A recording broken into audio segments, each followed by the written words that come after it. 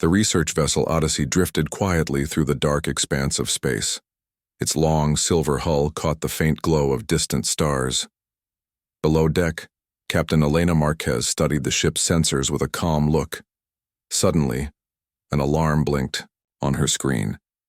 A small, unregistered craft hovered near the edge of Orion's belt. The blip on the radar pulsed in a steady rhythm. It was sending a weak distress signal. The signal repeated one phrase in broken galactic common. "Inside me? What are you even saying?" Captain Marquez straightened in her chair. She summoned her first officer, Lieutenant Hina Patel. "Hina, prepare a rescue team," Elena ordered.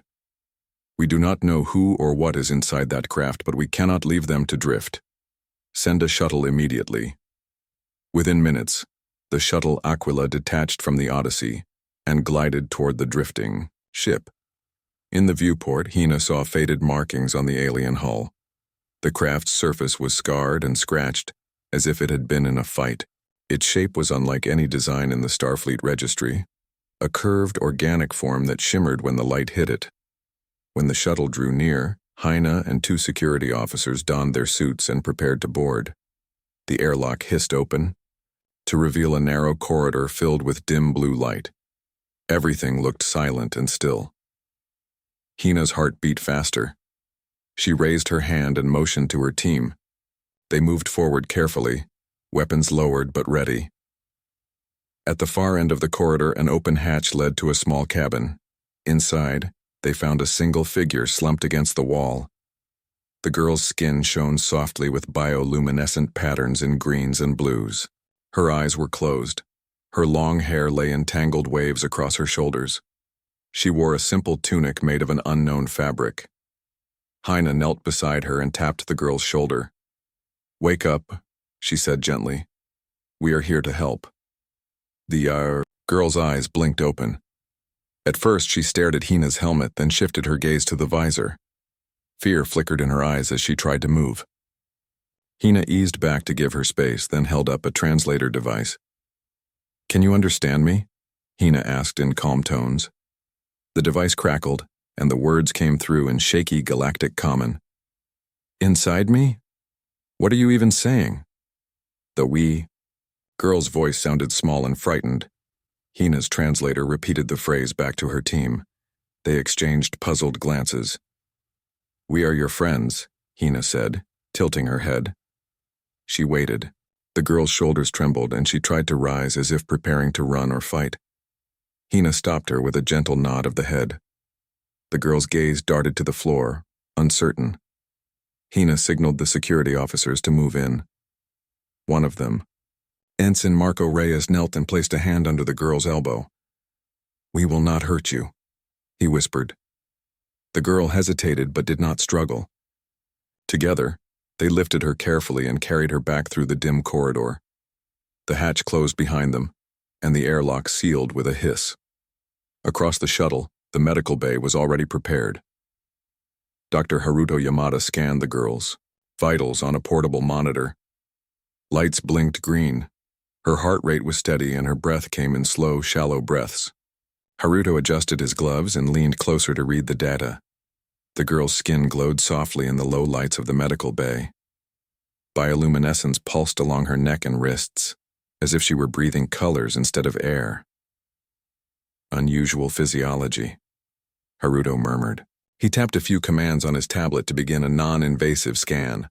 Suddenly, the girl's eyes snapped open and she recoiled. "Inside me!" she shouted in a trembling voice. Her hands rose to cover her torso, as if to protect something precious. Haruto raised his palms to show he meant no harm. "I just want to see if you are safe," he said softly. "Please, this will not hurt." The girl's eyes flicked between Haruto and the scan device. For a long moment, she remained still. Then, carefully, she released her tense grip on her tunic. Haruto lowered the scanner until it hovered over her arm. A faint hum filled the room as the device probed her surface. On his screen, Haruto saw layers of tissue unlike any charted in, his medical files. Her cells had a resilience he had never seen. They adapted to radiation and stress quickly. He leaned closer to observe the patterns. Fascinating, he whispered to himself. The girl watched him warily, still holding her breath. The scanner beeped and then went silent. Haruto powered it down and stepped away. All clear, he said. He closed the tablet and offered the girl a soft smile. You do not have any internal injuries, and there are no hidden devices inside you. You are hurt, but not critically. Let us help you. The girl's breathing steadied. She looked around the room and saw the other crew members. Captain Marquez standing by the door, Lieutenant Patel watching from a corner, and Marco gently resting his hand on her shoulder. The girl's eyes widened in realization.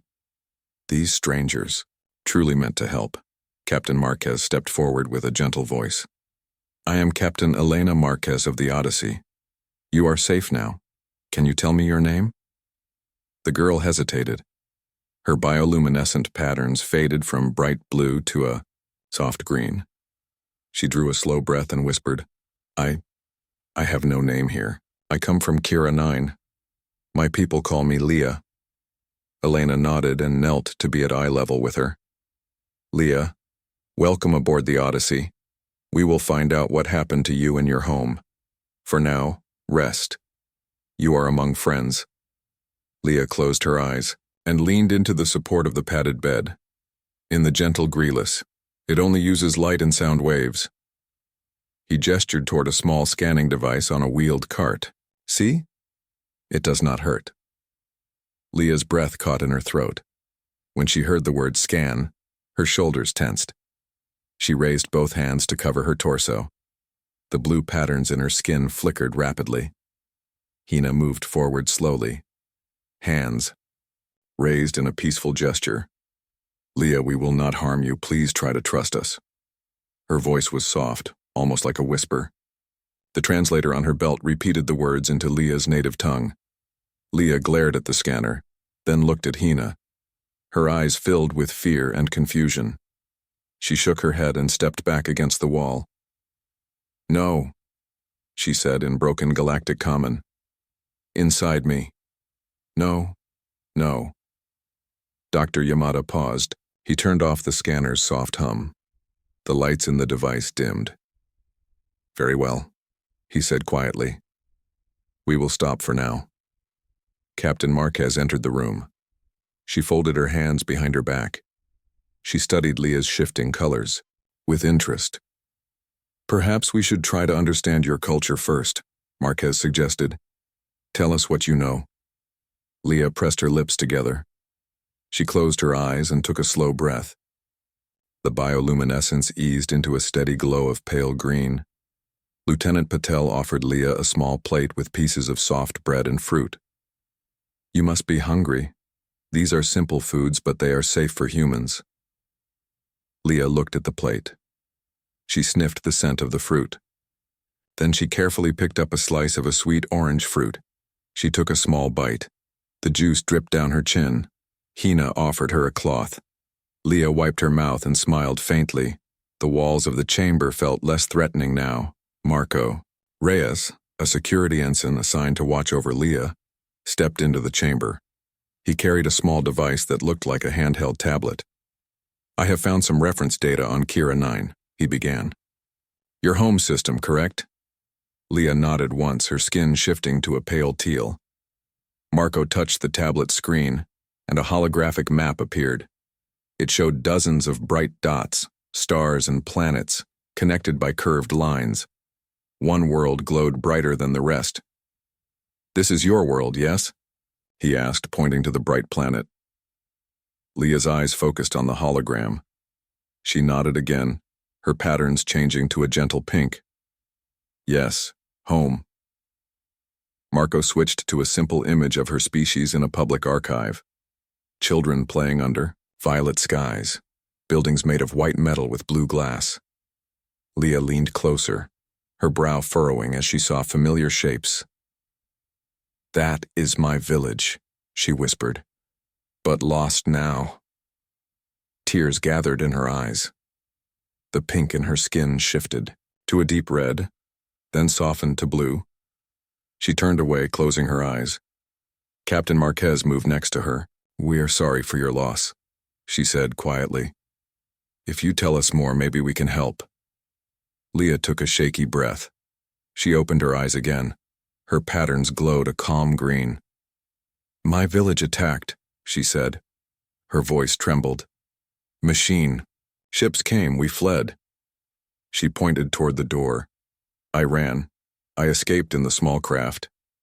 The words came slowly, but each held clear fear and sadness. Hina stepped forward. Those ships, do you know who sent them? Leah shook her head. Only smoke and fire. I heard screams.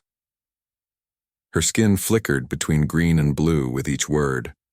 The bright patterns seemed to pulse with memory. Dr. Yamada gently placed his hand on his chest and then pointed to Leah. We will help you find out who did this, he said. Leah looked into his eyes. She saw only concern, no threat. She nodded slowly. That night, the Odyssey glided silently across the void. In her chamber, Leah lay curled beneath a soft blanket. Her skin glowed faintly in the dim light. Strange dreams filled her mind. Fragments of fire, red laser beams, and distant voices calling her name. At one point, she dreamed of an older woman's voice asking, Why did you run, child? Then the image switched to Captain Marquez's face. Leah woke with a start. She touched the bedside panel and dimmed the lights. The room fell into quiet darkness, except for the steady glow of her skin. Outside the chamber, Dr. Yamada reviewed the day's data. He tapped on his tablet, studying the scans from Leah's simple meal and her vital signs. Her physiology was remarkable. Her heart beat slower than any human's, and her body repaired itself quickly. He saw evidence that her cells could adapt to extreme temperatures and radiation. If humans could learn to replicate even a fraction of that ability, life on distant planets could change forever. Hina sat nearby, reviewing translation transcripts. Every phrase Leah spoke showed hints of her culture's values: respect for life, harmony with nature, and fear of mechanized war. Hina knew the next step would be to find a true translator, someone fluent in Leah's ancient dialect. Without that, communication would be slow and confusing. But they could already see Leah's trust growing. By offering kindness and listening, without judgment, the crew had broken through her initial fear. As the hours passed, Leah drifted between sleep and wakefulness. The soft hum of the ship's engines lulled her. Her bioluminescent glow pulsed gently, as if in time with the Odyssey's heartbeat. Far above her, Captain Marquez traced the course toward the nearest human outpost. She planned to send a detailed report on Leah's species and her strange abilities. If Leah's people had technology that could protect themselves, humans might help drive back the war machines. The next morning, Leah awoke to soft light filtering through the chamber door. Her patterns glowed a hopeful cyan. She rose slowly, touching her arm where the scanner had passed the day before. It had not hurt, just a soft tickle. She remembered Dr. Yamada's gentle voice, and she felt a small spark of trust. When she opened the door, she saw Hina standing there with a warm smile and 2 cups of tea. Leah stepped forward. The tea smelled pleasantly herbal. She took a cup, and as the warm liquid filled her throat, she felt a flicker of peace. In that moment, Leah realized that these humans, though strangers at first, had begun to become something like family. She straightened her shoulders and nodded at Hina. Her skin glowed a steady green, bright with cautious optimism. The cultural collision had begun, not with conflict, but with understanding. And as Leah held the cup of Aird to spend time with Leah, he brought hand-drawn pictures and simple tools. He wanted to show her how machines worked without threatening her. Leah watched him closely as he took a small metal gear and placed it on the table. The gear was about the size of her palm. Malik smiled. This is a gear. It helps machines move.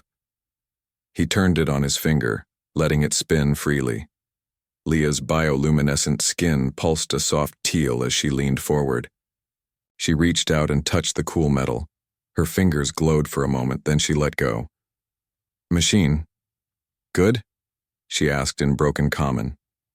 She sounded curious rather than fearful. Malik nodded. Yes. Good. He tapped a drawing of a simple engine. See? Gears turn, belts move. Power goes to the wheels. He traced a circle on the paper. All machines follow plans. People build them. Leah watched his finger trail across the drawing. Blue patterns flowed along her arms. She pointed at the drawing and said, "Plan, build." Then she pointed at her own chest. "Life, different." Her tone was quiet but earnest. Malik nodded, understanding that Leah meant life on her world, did not rely on machines in the same way. Leah's people had lived in harmony with nature, as Hina had learned from fragments of her speech.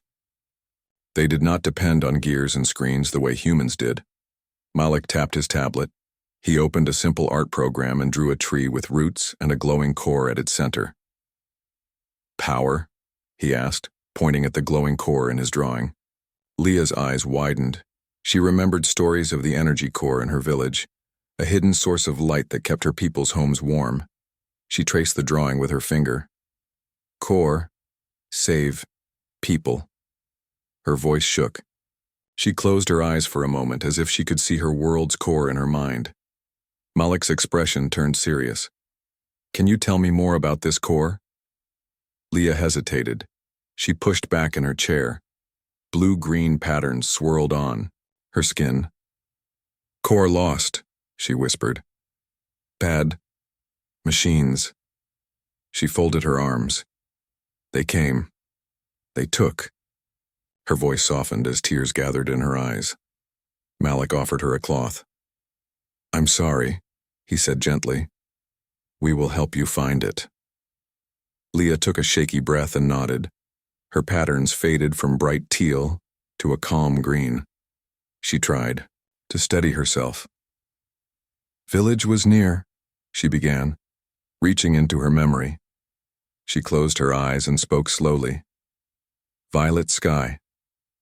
White towers, waterfall, core under tree." The words were simple, but each image was clear. Malik scribbled notes and sketched what Leah described. He drew a white tower with a slender spire, a waterfall flowing beside a grove of silvery trees, and a glowing core at the base of the largest tree. He did his best to recall the shapes from Leah's gestures. When he finished, he showed Leah the sketch. Her patterns glowed bright blue as she studied it. She nodded, adjusting the picture to include a series of stone steps leading down to a hidden chamber. Malik added those details. Leah's face lit up with relief. She tapped the sketch and said, "Yes, that is home." Suddenly, the doors to the small room slid open. Lieutenant Patel entered, holding a holopad. "Leah," she said softly, "we have new translations." Hina connected the holopad to a small projector. The air filled with floating text and images, Leah's broken common, translations into her native language, and tentative words in galactic common. Hina pointed to the screen. "We believe this reads, 'This is my home. Beneath the great tree lies the source of light.'" Leah's bioluminescent glow pulsed rapidly. She stared at the floating words, then touched the light with her finger. The translation shimmered and vanished. Tears ran down her cheeks. "Yes," she said, her voice barely a whisper. "Source of light." She pressed her palms together against her chest. "My people hid it when machines came. Only I know where." Captain Marquez, who had entered quietly with Dr. Yamada, knelt beside Leah.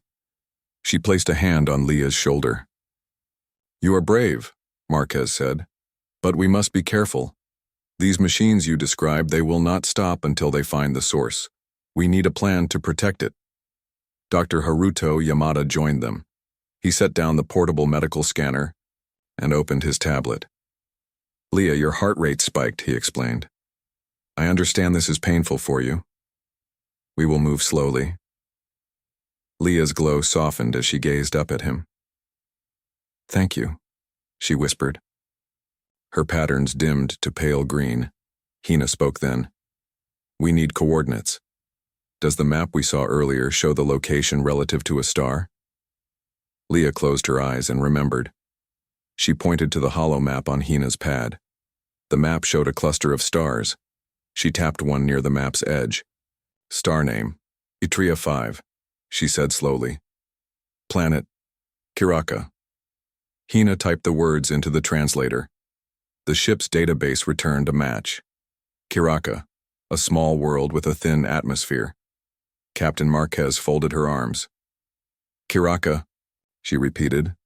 We must chart a course, but we do not know if the machines still patrol there. She turned to her crew. Prepare a recon probe. We will send drones first to scan the planet's surface. We cannot risk flying the Odyssey into a trap. The bridge crew worked quickly. Engineers uploaded Leah's sketches into the probe's guidance system. The probe would fly low over the waterfall, search for any unusual energy signature, and avoid known machine patrol routes if possible. Leah stood by, watching as preparations moved forward. She felt both fear and hope. Fear because the machines could still be there. Hope because humans were willing to help her find what was left of her world. Dr. Yamada handed her a small packet of synthesized nutrients. Eat something, he said kindly. You will need strength. Leah accepted the pack and nodded. Her glow pulsed slowly as she ate a few bites. The food tasted bland compared to the fruits of Kiraka, but it filled her stomach. That evening, Leah stood in the observation lounge. The stars glowed in the vast black sky outside the window. Maya, a communications officer, sat nearby and played a soft melody on a small stringed instrument. The gentle music filled the room. Leah watched the unfolding stars and heard the echoes of her home songs in her mind. She tapped her finger against the glass as if she could touch the distant planet through the barrier. Malik sat beside her, leaning forward. Tomorrow the probe goes to Kiraka, he said quietly. We will see if the source is still there. Leah nodded, her glow shifting to soft lavender. I trust you, she whispered. You are Mai at the waterfall's edge. The scout transmitted images. Slender silver towers half covered by vines, broken walls of white stone, and the forest floor lit by shafts of sunlight. Leah recognized fragments of her village amid the ruins. The curved archway where children once played, a collapsed tower that had served as a meeting hall. Farther on, the video showed the base of the great tree, a massive trunk with roots that curled around a hidden chamber entrance. Leah's patterns glowed brighter. But as the drone edged closer, the holoscreen registered movement. Small, hovering, vehicles shaped like black beetles gliding between the trees. Leah's breath caught. They were still here. Captain Elena Marquez studied the readings on her console. Machine patrols, she said, eyes narrowing. They have automated sentries scanning the area around the great tree. Lieutenant Hina, Patel pointed at the holomap. Their patrol routes form a rough circle where the core should be. The drone's image showed at least 7 small vehicles. Hina tapped a command, zooming in on the live feed. Leah squinted at the beetle shape. Drones. Sleek metallic shells with glowing red sensors. They hovered near the ancient steps that led to the chamber beneath the great tree. Leah's patterns pulsed with fear. We must be careful, she whispered. They will fire if they see us. Dr. Haruto Yamada placed a comforting hand on Leah's shoulder. We understand, he said softly. We will plan our approach. Captain Marquez stood and addressed the assembled officers. We cannot risk the Odyssey getting too close. We will send a small stealth shuttle team to land downrange and approach on foot. Leah will guide them to the hidden steps. She looked at Leah. Are you ready? Leah drew a breath, her patterns flickering between blue and pale green. She nodded, forcing courage into her voice. Yes, I know the way. By dusk, a dark gray stealth shuttle separated from the Odyssey's belly and glided toward Kiraka's surface. Inside, Leah crouched between engineer Malik Reyes and 2 Marine guards. The shuttle's interior was quiet except for soft hums of engines. Leah's palms were cold against the seat's edge. With every hum and shudder, she felt the planet's pull grow stronger. Malik offered her a small handheld holomap showing their drop point, A clearing near the waterfall's mist. Leah studied the map, her bioluminescence shifting through gentle blues. "This way," she said, pointing to a thin path leading into dense foliage. She felt a lump in her throat but held her head high. When the shuttle touched down in a hidden clearing, its engines whispered off. The door slid open, releasing cool, damp air smelling of pine and wet stone. The four of them slipped onto the leaf-strewn ground. Malik flicked on a small flashlight that cast a narrow beam. Leah led them toward the waterfall's roar, each step cautious. The forest was alive with chirps and rustles, but no birds sang. Shadows moved among the trees. Machine patrols, still distant, but ever watchful. Under Leah's guidance, they skirted, between tall ferns and mossy boulders, avoiding open ground. Leah's heart thudded, but she marched forward, determined to reach the great tree before night fully fell. After a half-hour trek, the four arrived at the ancient stone steps, half hidden. Beneath twisted roots, the steps curved down into darkness. Overhead, the forest canopy let through only slivers of moonlight. Leah stopped at the top, knees trembling. She gestured for silence and pointed down. Below, the roots surrounded a carved doorway. Faint purple, light emitted from cracks in the stone marking the core's location. But just beyond the doorway, two beetle-shaped patrol drones hovered in slow circles. Their red sensor lenses scanned left and right, emitting electronic chirps. One's beam swept the steps, searching for movement. Leah pressed herself against the damp rock, muscles quivering. Malik's voice was a quiet hiss. "They will see us if we move." Leah nodded, wiping her palms on her tunic. The forest's hush pressed in on them. The two Marines drew silent pistols, lights off. Malik pointed to a narrow crevice to the side that led closer to the doorway without crossing. The drone's paths. "That way," he whispered. Leah took a step, foot crumbling a small stone. The crunch echoed. One drone sensor lit up with a red glow. The beam turned toward them. Leah froze, heart in her throat. The drone's chirp grew louder. It hovered closer, red light scanning the area. Captain Marquez's voice crackled through. "They're earpieces. Hold your positions. Wait for my signal." Leah's skin blazed bright blue as she clenched her fists. The drone's sensor washed over their hiding spot. Its red light glinted off Leah's arm. But for a moment, it paused, as if unsure. The second drone further along the steps hummed nearer. Malik raised a small device, a disruption grenade meant to scramble the drone's sensors. He held his breath. Leah met his eyes, her patterns dimming. She nodded. Malik lobbed the grenade in a curved arc. It landed with a soft thud between the two drones. A pulse of electromagnetic energy rippled through the air. Both drones flickered, cameras spinning uselessly as their red sensors blinked off. The machines hovered, confused, then powered down and drifted to the forest floor. "Now!" Captain Marquez's voice crackled. The team darted from cover. Leah led them across the steps, feet steady on stone worn smooth by centuries. Malik scanned, left and right, rifle raised but lowered. The Marines stayed close, covering their retreat. At the doorway, Leah hugged the stone, taking in the pulsing glow beyond. But the drones reactivated slowly, their sensors rebooting. Red lights blinked on, and their heads swiveled. One drone's beam cut across the steps. The team pressed themselves flat against the wall. A low hum of mechanical motion signaled the drones preparing to fire. Leah closed her eyes and took a deep breath. Then she extended her arms, palms outward. A soft push of energy curled from her fingertips, a small biotic wave. It rippled through the doorway, reaching the drones. Their rotors slowed, their lights flickered and then dimmed. Both drones fell to the ground, motionless. Leah's gift had stunned them. Malik and the Marines looked on in awe. Captain Marquez's voice came through again. "Excellent work, Leah. Move inside quickly." Leah guided them through the carved doorway and into the hidden chamber. The air was cool and carried a faint hum of energy. At the center, the source of light glowed. A crystalline sphere nestled within a tree's roots. Its gentle radiance filled the chamber in pulses of violet and white. Leah approached it, eyes shining with hope and reverence. She reached out and touched the smooth surface. A pulse of warmth spread through her, and in her mind she saw the memories of her people, songs, laughter, and the joy of life under the great tree.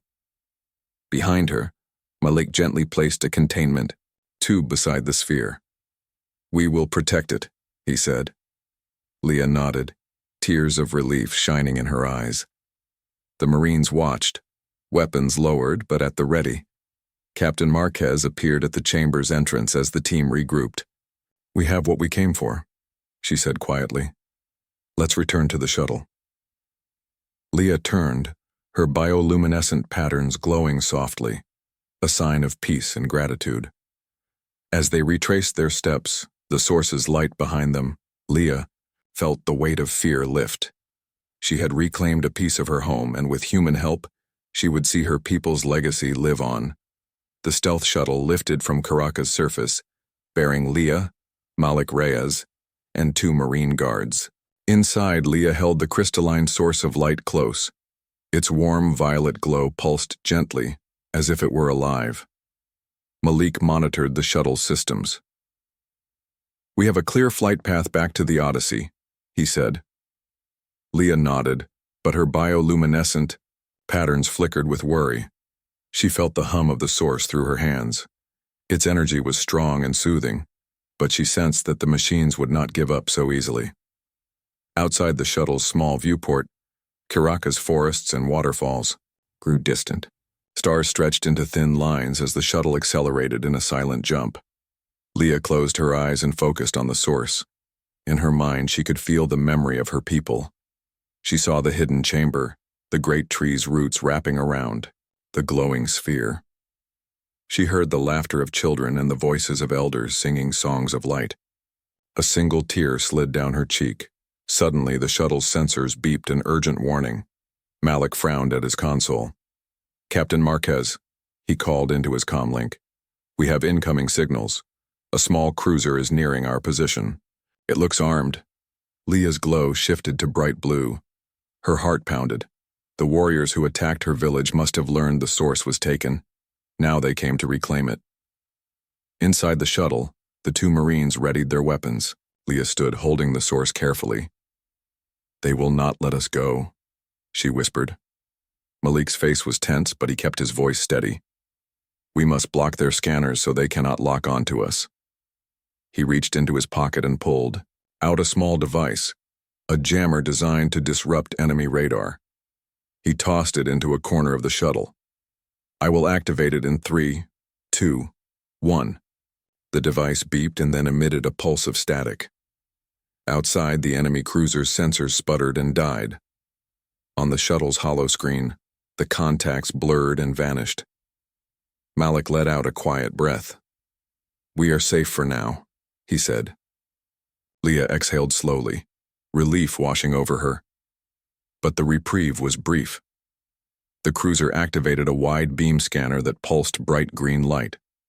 The pulse flooded the shuttle's outer sensors, momentarily revealing its position. Malik's eyes widened. "They can see us for a split second each time," he said. "We must move quickly." Voice trembling. Her glow softened as she let go of the source. Malik knelt beside her. "Your power is linked to the source," he said quietly. "It protected us. Without it, those beams would have hit our engines." Leah's tears fell freely. She had never used her biotic gift so strongly. Fear and wonder filled her heart. Back on the Odyssey, the bridge crew detected the shuttle's approach. Captain Marquez watched the holoscreen as the shuttle emerged from Caracas' jump coordinates. The cruiser trailed behind, but at a distance. "Prepare to receive them," she ordered. Below deck, Dr. Haruto Yamada stood ready in the analysis lab. He had set up a secure containment field for the source. The sphere would float inside a clear, energy-resistant conduit, allowing the crew to study it without direct contact. Leah's condition was also their concern. They knew her gift was now awakened in a new way. The shuttle docked smoothly. Leah, wrapped in a soft blanket, stepped onto the docking ramp. Malik helped her stabilize. The Marines followed, securing the docking bay. Captain Marquez met them at the airlock. Her eyes were kind but serious. "You have done something amazing," she said to Leah. "Your gift saved us from capture or destruction." Leah's glow was a gentle lavender. She nodded, though her eyes reflected sadness. "The source is safe," she whispered, "but I feel its strength within me now." Dr. Yamada guided Leah and Malik to the containment lab. The source hovered in the middle of the energy conduit, softly glowing. Leah approached the field. The scientists cleared their workstations and watched in silence as she reached out. Her fingertips brushed the smooth surface of the conduit. Energy. Ripples spread from her hand, merging with the source's violet light. The sphere's glow brightened, casting pools of color across the lab floor. Dr. Yamada stepped forward, eyes wide with fascination. "The energy readings are off the charts," he murmured. "It is a perfect fusion of biotic potential and crystal." Resonance. He tapped a panel, and holographic charts sprang into view. Graphs of power output, cell regeneration rates, and energy frequencies danced in the air. The source's power was equal to the output of an entire moon-sized reactor. If harnessed safely, it could provide clean energy for thousands of worlds. Leah watched the charts, a mixture of pride and fear in her eyes. Malik placed a hand gently on Leah's shoulder. "Your people hid this for good reason," he said. "But now, we must ensure it is never misused." Leah nodded. Her glow softened to calm green. She turned her gaze to Captain Marquez. "What will we do with the machines who attacked my world?" she asked. Elena Marquez met her eyes, determination in her voice. "We will stop them," she said. "With this source, we have the means to power defenses across Kiraka and beyond. We will not let other worlds suffer the same fate." Later in the ship's briefing room, Leah stood before a holographic map of Kiraka. Tiny icons marked known machine patrol zones. Leah traced the path she had taken with the shuttle team, her bioluminescent patterns pulsing softly. The crew listened, as she described the great tree and her people's history. Her broken galactic common was now more fluent thanks to the new translation program. She spoke of how her people cared for the forest, how the source maintained balance in the land, and how the machines brought only destruction. Captain Marquez nodded and pointed to a cluster of icons representing potential machine bases. "With the source's power, we can restore Kiraka's defenses. We can push the machines back." The crew exchanged determined looks. Leah felt warmth in her chest. She saw in their eyes the same hope she had felt when Malik first held her drawing of the great tree. The machines had taken much from her, but they had not taken her spirit. As Leah left the briefing room, Dr. Yamada fell in step beside her. He carried a small vial containing a sample of the source's energy signature. "This is proof of what your people created," he said. "We will preserve it and learn how to share it wisely." Leah touched the vial's container. She felt the hum of power within. "Thank you," she said softly, "for believing in me and for protecting our legacy." Down the corridor, Malik joined them, carrying Leah's favorite sketch of the great tree and the source chamber. "I want you to have this," he said, handing her the drawing. Leah's glow brightened in joy. She traced the lines with her fingertip. "Home," she whispered. She lifted the sketch to her heart. "I will make my people proud." That night, Leah stood on the observation deck of the Odyssey. The source's violet glow shone through the lab window behind her. Stars stretched endlessly beyond the glass. She took a deep breath, feeling her bioluminescent skin pulse with a gentle rhythm. For the first time since she escaped Kiraka, she felt hope not just for herself, but for all her people. With the source of light and her newfound human friends, she believed they could rebuild a world of harmony and peace. And as the Odyssey sailed onward through the galaxy, Leah let her heart fill with the promise of a brighter tomorrow. Captain Elena Marquez stood on the bridge of the Odyssey, staring at the glowing holomap of Kiraka. Tiny icons marked recovering, forests and ruined villages, Other icons showed scattered machine bases still active. Leah stood beside her, clutching the sketch of the great tree and the source chamber. Her bioluminescent patterns glowed softly, a mix of hope and determination. "Captain," Lieutenant Hina Patel said, pointing to a group of icons near a mountain range. "These machine bases are close to where the retreating patrols gather. If we disable them, we can push back their influence across half the continent." Marquez nodded. "Prepare a team to land just beyond those bases. Leah will guide them. We need to set up a field generator powered by the source near the great tree." She turned to Leah. "Are you ready to return with us to Kiraka?" Leah took a deep breath. "Yes," she said, voice steady. "My people will need the source back on their land." She looked down at her glowing hands, then back at the map. "We go at first light." Early the next morning, a squadron of small shuttles separated from the Odyssey and descended through Kiraka's blue-green clouds. Leah rode with Malik Reyes and 2 engineers who carried equipment for the field generator. 2 Marines guarded their group. The forest was quiet, mist curling around ferns and vines. Leah led them through the undergrowth, pointing out landmarks she recognized. A broken stone bridge, a small stream where she once played. Each step brought memories of laughter and light. After an hour's trek, they reached the edge of a destroyed village. White towers lay in rubble and trees grew through collapsed walls. Leah paused at the sight. "This was where my family lived," she whispered. Her bioluminescent glow shifted to pale green. Malik stepped forward and offered a gentle hand. "We will honor their memory. Age." The tunnel opened into a large room filled with consoles and silent machinery. The hum of power was faint but steady. One engineer, Lieutenant Carlos Mendez, knelt at a console. He tapped a few commands and watched the readings. "The power core is here," he said, "but it is linked to a network. If we shut it down, the entire base will lose power." Malik nodded. "Let's do it." He handed Leah a small device that would generate a field to disrupt the core's flow.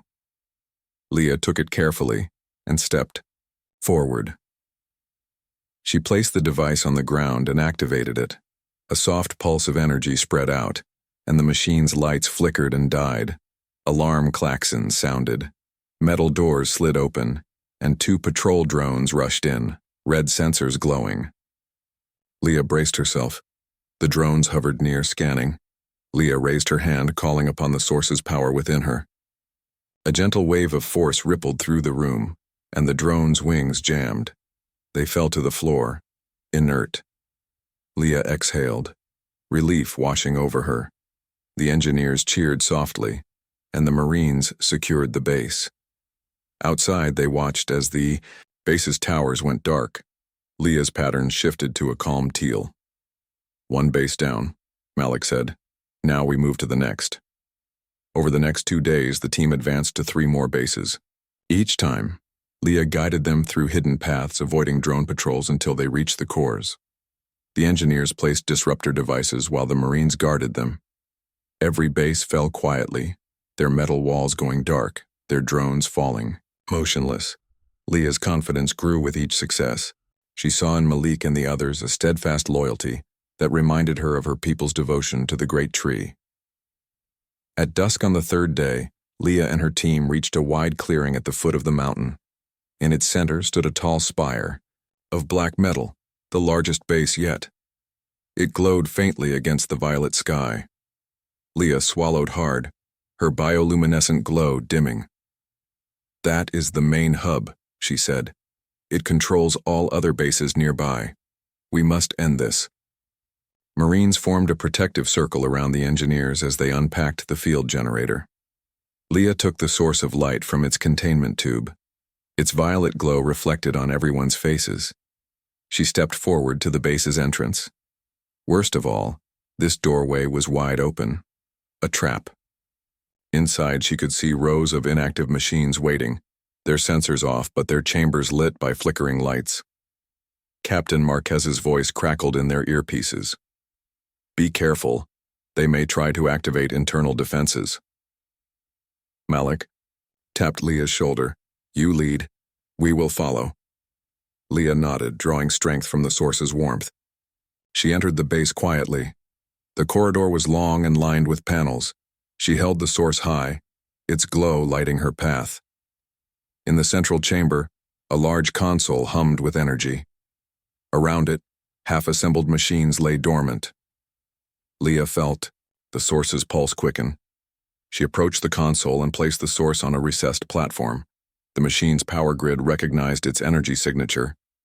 Wires around the console sparked as the source's light spread through the circuits. Suddenly, red lights flashed. The dormant machines powered on, their red sensors spinning. They began to rise, blocking Leah's path. Leah's glow flared bright, white as she summoned the field around herself. A gentle force pushed the machines back, giving her space. She closed her eyes and focused on the source. The energy surged in her mind, and she extended her hands. A wave of violet light shot from the source into the console. The machines jolted and clattered, their lights flickering. The console's wires glowed as the source's energy overloaded the grid. With a burst of light, the machines fell to the floor, sparks flying from their joints. The console screens went dark. Silence filled the chamber. Leah felt the source's warmth ebb as its energy finished the task. She picked it up carefully. Outside, the field generator activated, sending a protective shield around the clearing. The other base's towers went dark one by one as their link to the hub ended. Leah emerged from the base, stepping into the clearing, bathed in the source's glow. The engineers and Marines cheered. They had liberated Karaka from the machine's grip. Marquez and Hina arrived in a transport shuttle moments later.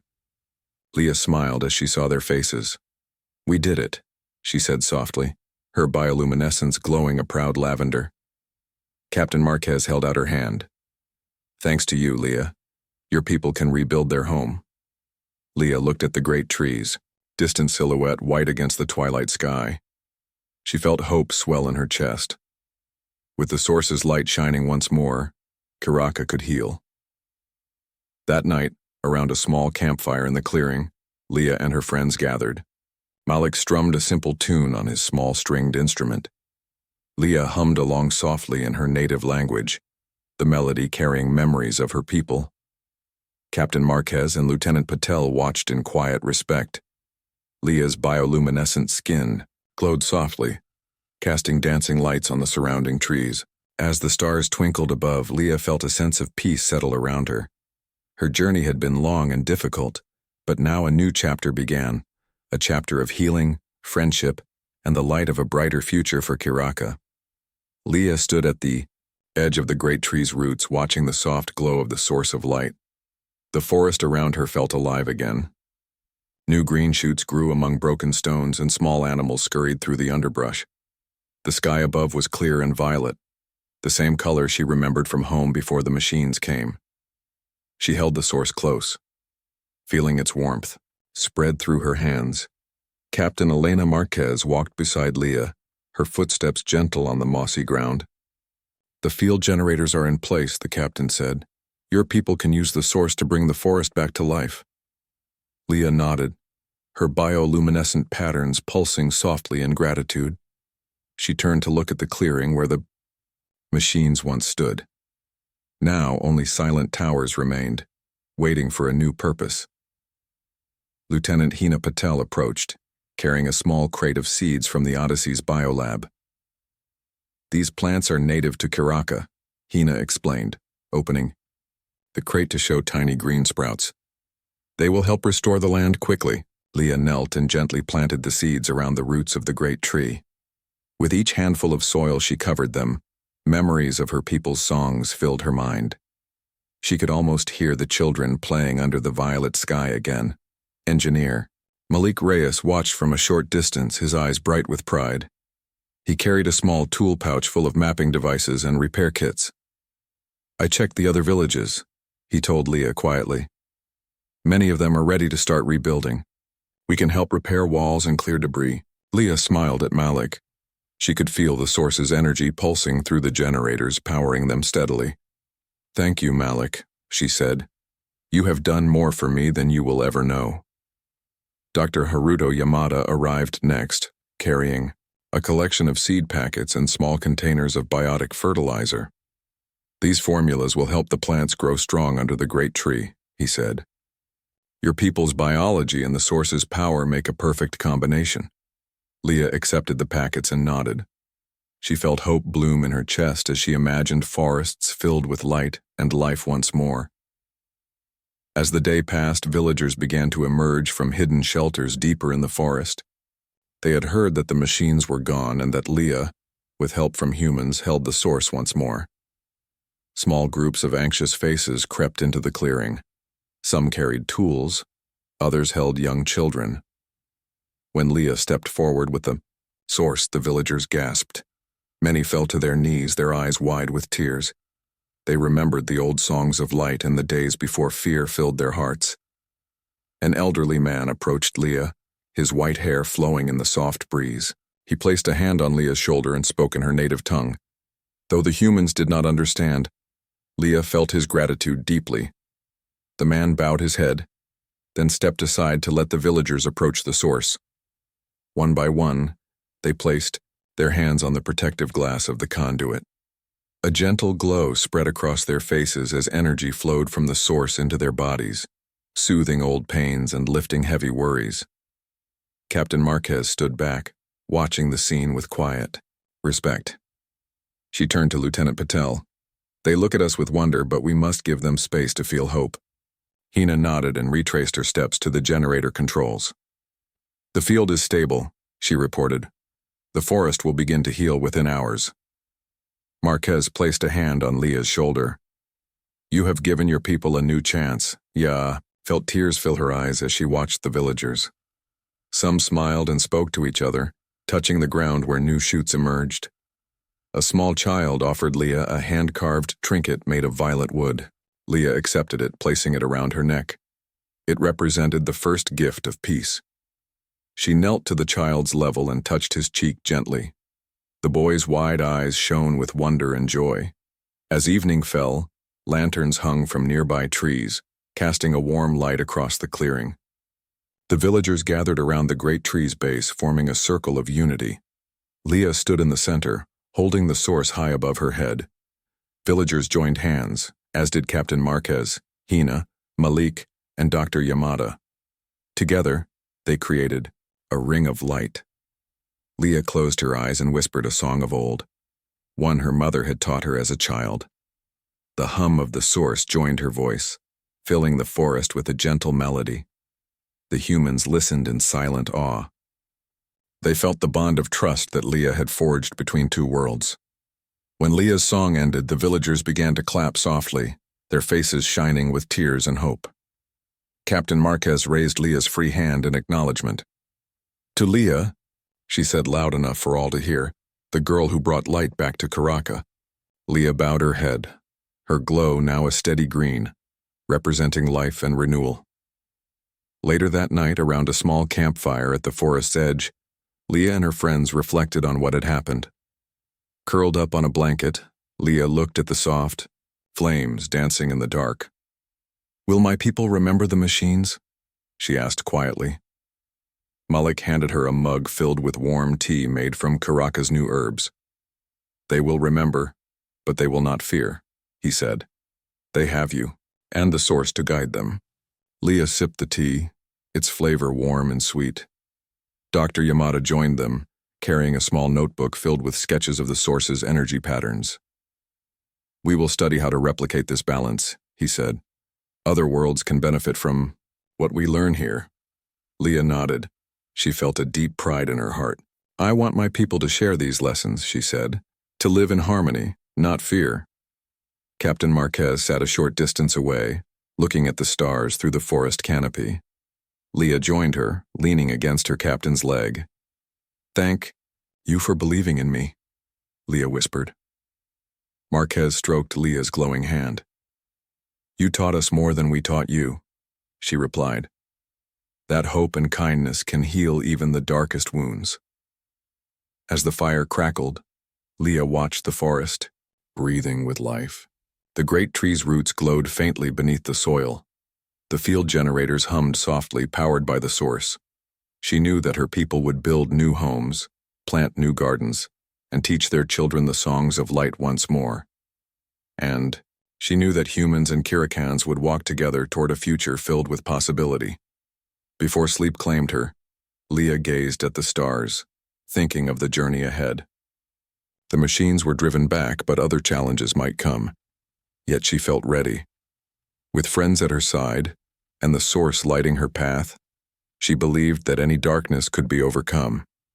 And so, under the violet sky of Karaka, a new dawn began. A dawn where life, light, and friendship would grow strong, guiding many worlds toward peace and harmony.